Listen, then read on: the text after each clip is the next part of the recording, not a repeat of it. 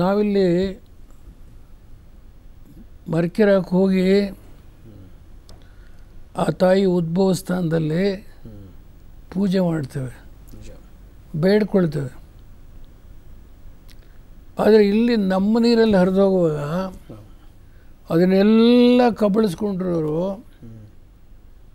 ಅವ್ರಿಗೆ ಕಾವೇರಿ ಮಾತಾ ಅಂತಾರೆ. ಅವ್ರಿಗೆ ಗೊತ್ತಿರೋದು ಎರಡೇ ಅಮ್ಮಗಳು, ಒಂದು ಜಯಲಲಿತಾ ಅಮ್ಮ, ಇನ್ನೊಂದು ಕಾವೇರಿ ಅಮ್ಮ. ಇಲ್ಲಿಲ್ಲ, ಈಗ ಅವ್ರಿಗೇನೆ ಕರೆಯೋದು, ಜಯಲಲಿತಾಗೇನೆ. ಹೌದೌದು.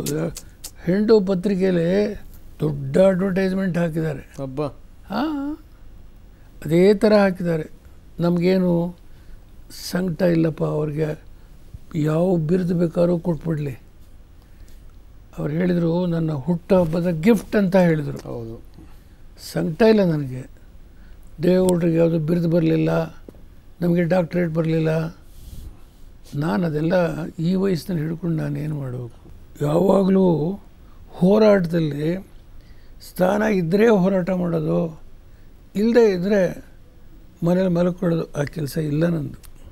ಅದರಿಂದ ನೀವು ಕೊಟ್ಟಂಥ ಈ ಒಂದು ವ್ಯಾಲ್ಯೂಬಲ್ ಟೈಮ್ ಇದೆಲ್ಲ ಬಳಕೆ ಮಾಡ್ಕೊಳ್ಳೋಕೆ ಬಂದಿದ್ದೇನೆ. ಅವ್ರು ಏನು ಮಾಡಿದರು, ಇಷ್ಟೆಲ್ಲ ಇದೆ. ಈಗ ಒಂದು ಕಡೆ ಸುಪ್ರೀಂ ಕೋರ್ಟು SLPನ ಅವ್ರು ಹಾಕಿರೋದು, ನಾವು ಹಾಕಿರೋದು, ಇದೆಲ್ಲ SLPಗಳೇನಿದೆ ಇದನ್ನು ಆಗಸ್ಟ್ 6ನೇ ತಾರೀಕು ಈ ಕೋರ್ಟ್ ಮುಂದೆ ಬನ್ನಿ ಅಂತ ಹೇಳಿದ್ದಾರೆ. ಇದು ಜಗತ್ ಜಾಹೀರಾಗಿದೆ. ಇದ್ರ ಬಗ್ಗೆ ನಾನೇನು ಕದ್ದು ಹೇಳಬೇಕಾದ್ದಿಲ್ಲ.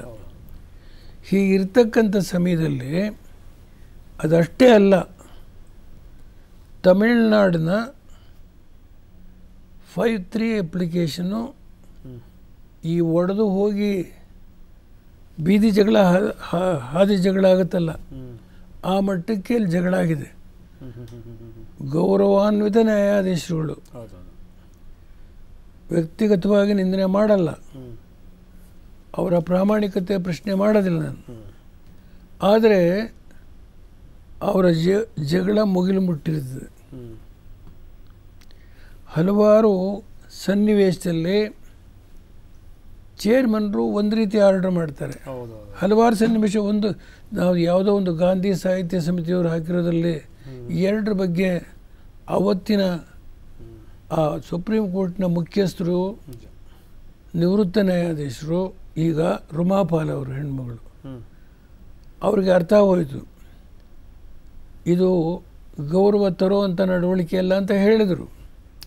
ನ್ಯಾಯಾಧೀಕರಣದ್ದು ಹೌದೌದು. ಆ ಮುಖಕ್ಕೆ ಅಲ್ಲೇ ಇದು ಓದಿದ್ದೇನೆ ನಾನು. ಇದು ಬೇಕಾದ್ರೆ ಇನ್ನೊಂದ್ಸರಿ ಓದಬೇಕು. ಯಾಕಂದರೆ ಇಲ್ಲಿ NP ಸಿಂಗ್ ಅವ್ರದ್ದು ಒಂದು ನಿಲುವು ಇರುತ್ತೆ, ಸುಧೀರ್ ಅವ್ರದ್ದು ಮತ್ತೊಂದು ನಿಲುವು ಇರುತ್ತೆ, ರಾವ್ ಅವ್ರದ್ದು ಇನ್ನೊಂದು ನಿಲುವು. ಇಬ್ಬರದು, ಅವರಿಬ್ಬರು ಒಂದು ಕಡೆ, ಈ ಪುಣ್ಯಾತ್ಮ ಒಬ್ಬರು ಒಂದು ಕಡೆ. ಅದರಿಂದ ಹಲವಾರು ವಾರ್ಡ್ಗಳಿದೆ, ಹಲವಾರು. Don't think that only 2 issues. ಒಂದು ಸಣ್ಣ ಉದಾಹರಣೆ ಕೊಡ್ತೀನಿ ನಿಮಗೆ. ಈ ನಾಡಿನ ಕರ್ನಾಟಕದ ರಾಜಕಾರಣಿಗಳು ಯಾವ ಪಕ್ಷ ಎತ್ಕೊಂಡಿರಲಿ, ಓದ್ಬಿಡ್ತೀನಿ. ನಾನು ಓದಕ್ಕಿಂತ ಮೊದಲು ಒಂದು ಸಣ್ಣ ವಿರಾಮ ತಗೊಂಡ್ಬಿಡ್ತೀನಿ. ಸೊ ಗೌಡರೆಲ್ಲ ದಾಖಲೆಗಳನ್ನು ಇಟ್ಕೊಂಡೇ ಬಂದಿದ್ದಾರೆ. ಎಲ್ಲದನ್ನು ಕೂಡ ಸಾಧ್ಯಂತವಾಗಿ ವಿವರವಾಗಿ ಜನರಿಗೆ ಒಪ್ಪಿಸಬೇಕು ಅನ್ನುವಂಥದ್ದು. ಅಂದರೆ ನಿಮ್ಗಳಿಗೆ ಹೇಳಬೇಕು ಈ ಕಾವೇರಿ ಸಮಸ್ಯೆಯ ಹಿಂದಿರುವಂಥ ತಂತ್ರಗಾರಿಕೆಗಳೇನೇನು, ಮುಂದೆ ಇದೇ ರೀತಿ ಆದರೆ ನಾವೆಲ್ಲಿ ಹೋಗ್ತೀವಿ ಅಂತ ವಿವರಿಸಲಿಕ್ಕೆ ಹೊರಟಿದ್ದಾರೆ ದೇವೇಗೌಡರು. ಏನಂತಾರೆ ಕೇಳೋಣ ಸಣ್ಣ ವಿರಾಮದ ನಂತರ.